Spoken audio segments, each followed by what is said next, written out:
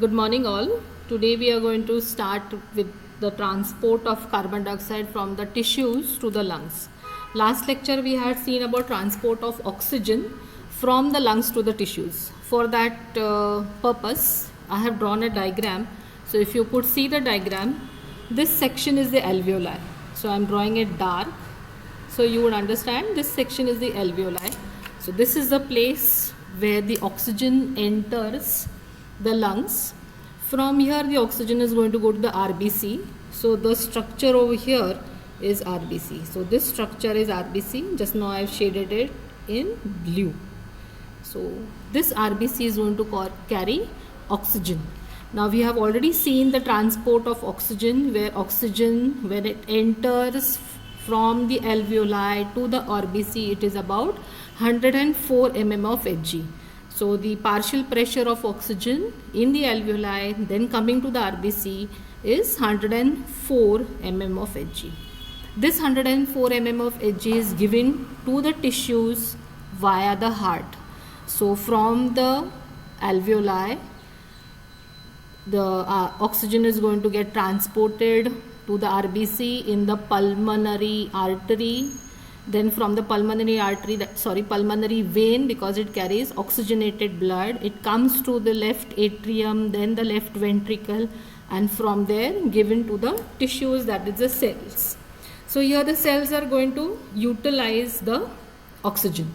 Now why cells utilize the oxygen? Obviously it requires for metabolism, daily functioning and working of the cells. So without which the cells wouldn't survive for more than 48 hours.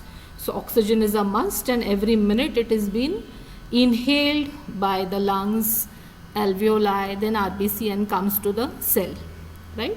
Now when it is here, the cells are going to utilize this oxygen, and in turn what they give out is carbon dioxide.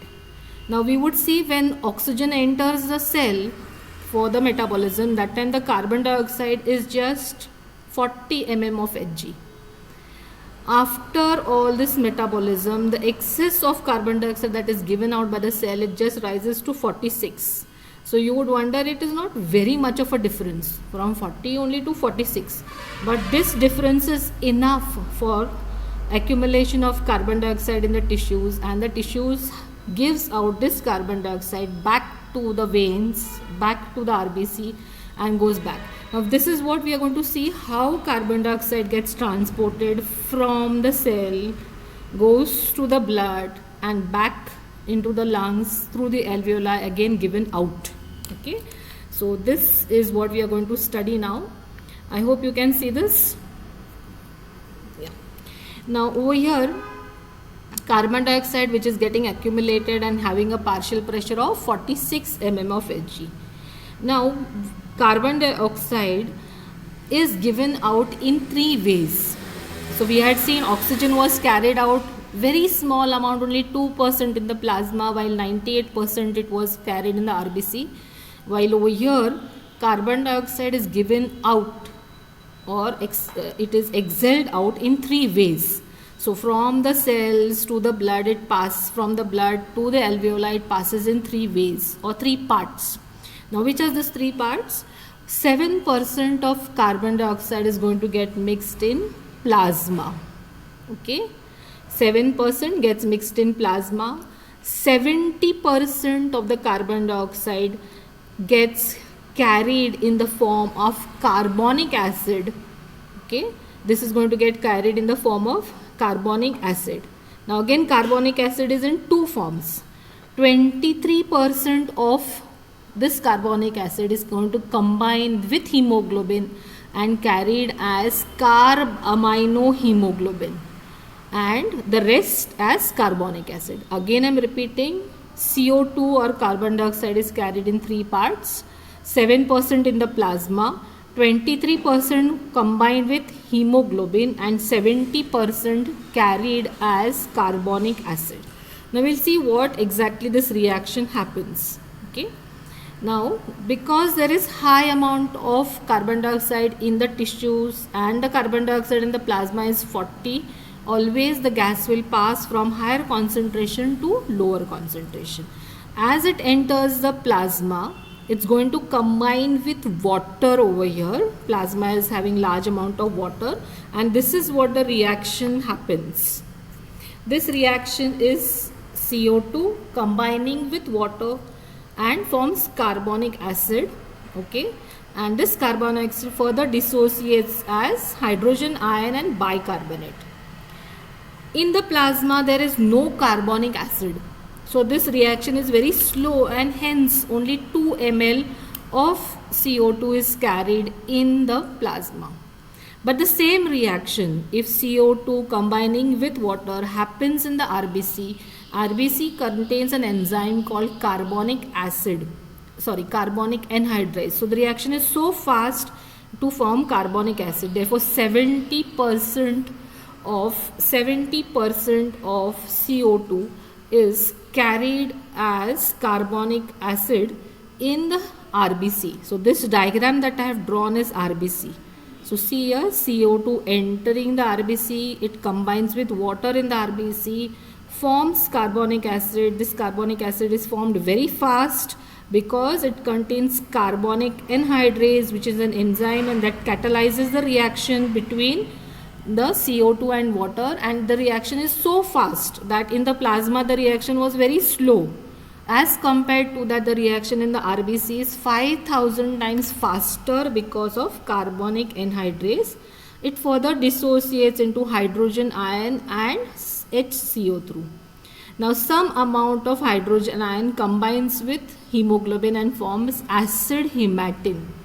The remaining bicarbonate comes out in exchange of chloride. It's going to come out here in exchange of chloride. Now where does this chloride come from? It will come from NaCl, which is present in the plasma. NaCl. So this Na is going to combine with carbonic acid and form sodium bicarbonate, and this HCl enters inside over here. This is called chloride shift. Okay, here there is a chloride shift, exchange of sodium and chloride it occurs. So bicarbonate negative ion goes out and chloride comes inside. When this goes out, it comes in contact with the sodium and forms sodium bicarbonate. Okay, now over here some amount of oxygen combines with hemoglobin and forms carbaminohemoglobin, which is 23%. Now you might be wondering, oxygen is carried with the help of iron part of hemoglobin. Hemoglobin has got iron. So there are 4 atoms of iron that combines with oxygen. But here they are not going to combine with that iron part, but carbon dioxide combines with amine part of hemoglobin.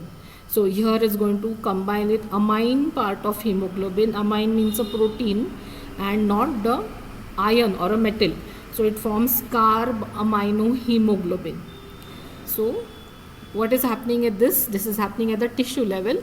CO2 entering into the plasma immediately disperses into 3 parts. 7% carried in the plasma as bicarbonate, 23% carried in the hemoglobin as carbaminohemoglobin, and other 7% in the plasma, 70% in the RBC as bicarbonate.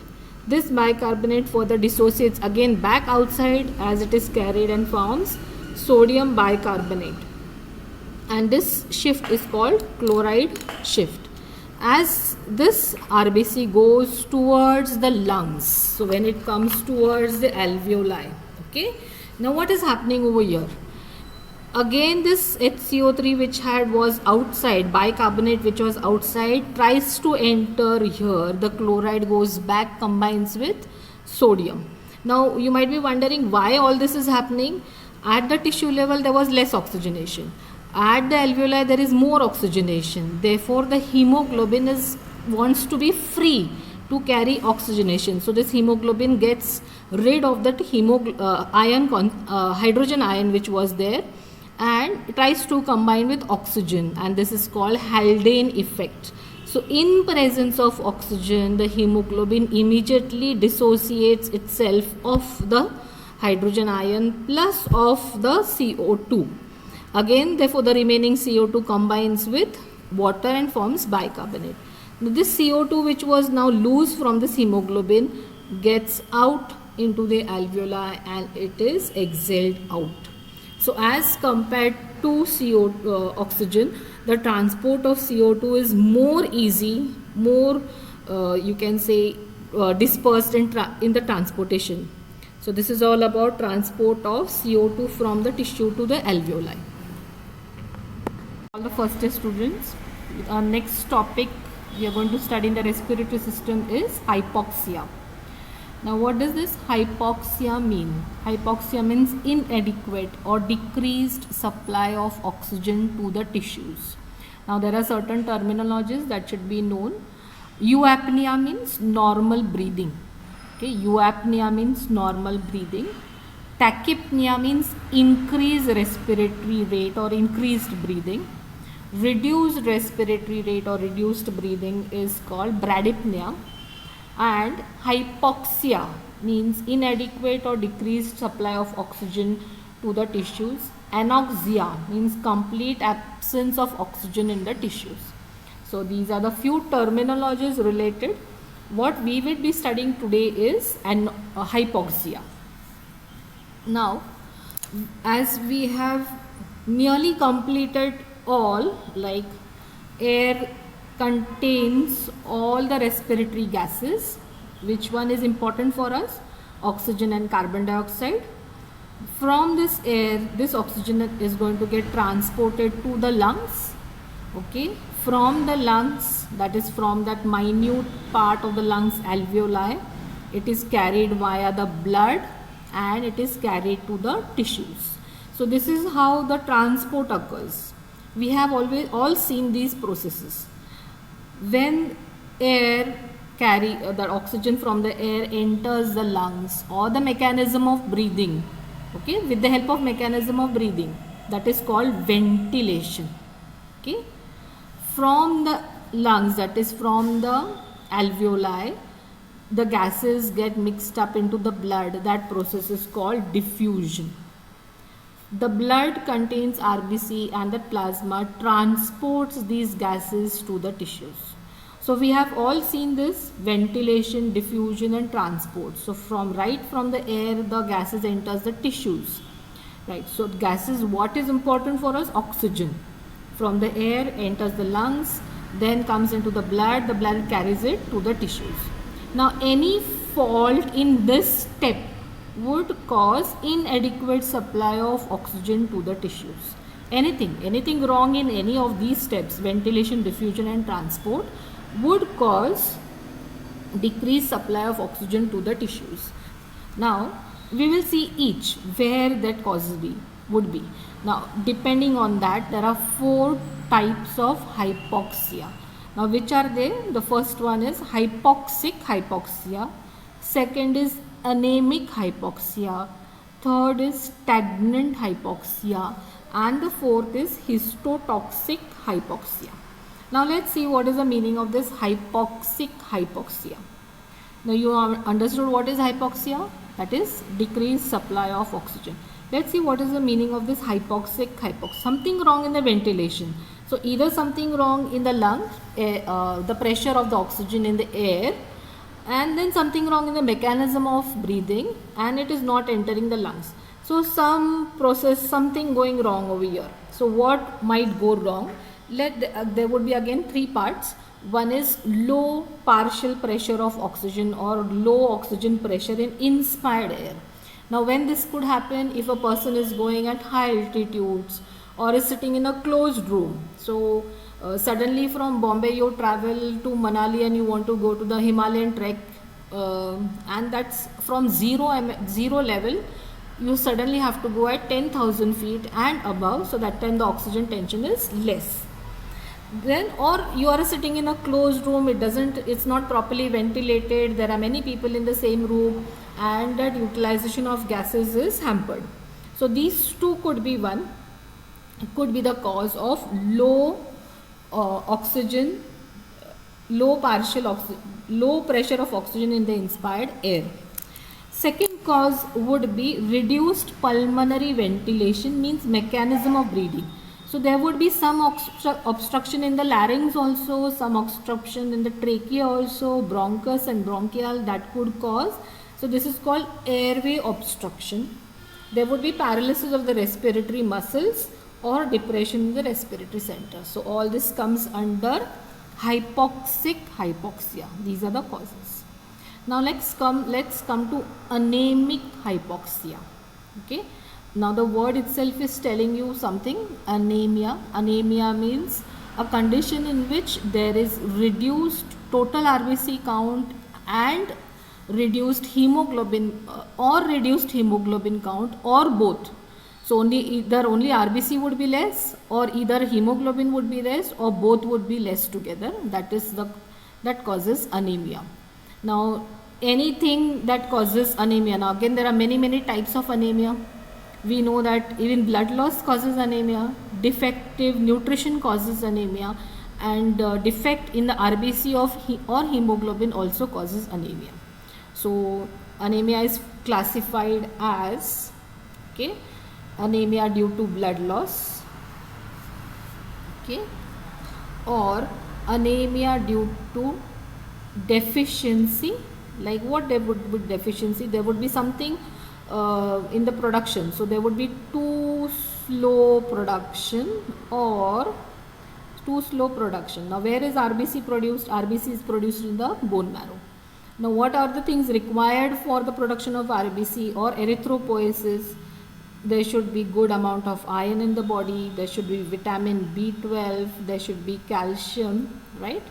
So all these things, if they are not present, that would cause deficiency or deficient, or the word is nutritional anemia. And the next cause, third cause, is hemolytic anemia. So the RBCs are good in number, but they are getting lysed, and that is called hemolytic anemia. That is seen in sickle cell anemia, or this is one example, sickle, or it is also seen in malaria, where the RBC gets lysed. So this is the cause, that is anemic hypoxia. Now the next comes as the RBC is having good amount of oxygen, but the flow is not so good. That means something wrong in the heart is not pumping properly, or the circulation is so slow that oxygen is there in the RBC. RBC is also normal, the oxygen from the air is enough, but the blood is moving very slowly, and that's the word used is stagnant.